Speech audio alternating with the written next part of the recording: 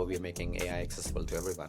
This was pre-ChatGPT. Can you imagine there was a world before ChatGPT? I know, it feels like another lifetime now. We used to do a lot of reading and listening of podcasts, and it was always a challenge of what to listen, what to read. And so we came up with this idea of, what if we could build a summary of what is there in that, and then if it's interesting enough, then go deep dive in it. So then James and I partnered up on, and we started doing a little bit of product build for ourselves, and then we showed it to a few people. And so what it does is basically it takes any long form content which is in audio, video, or a large document. You put it into the system, upload it, and then it understands it in semantic manner. Now you have from 50 or 60 documents, 3 to 5 pages, 20 pages documents into a report in 10 to 12 minutes, and then analyst goes through that report and reviews it and says yep, and says now it's looking pretty good. They spend an hour on the report and they're ready to go and export it as a PDF. That itself is a massive win or a massive gain in that workflow. And this is same across insurance, personal injury lawyers, workers' comp, where you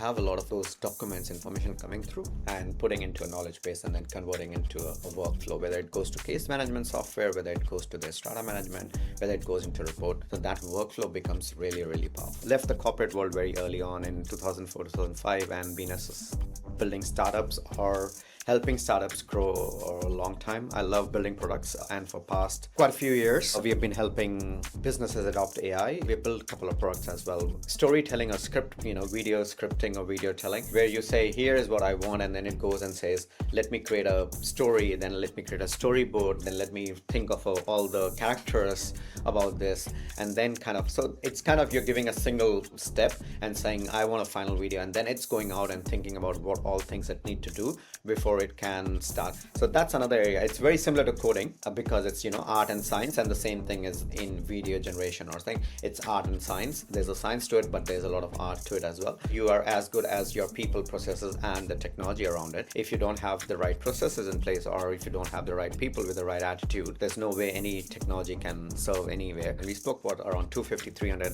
customers of ours, and we started talking, and they started saying, the product is great, but can you do a bit of this workflow? Can we add a little bit of integration to this? Can we add an integration to this?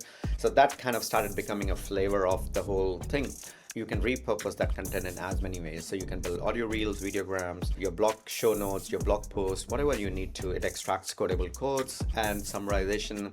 You can have an interaction with the content. What are some of the common pitfalls you're noticing with the clients? Are they trying to do things on their own first? Are you seeing that?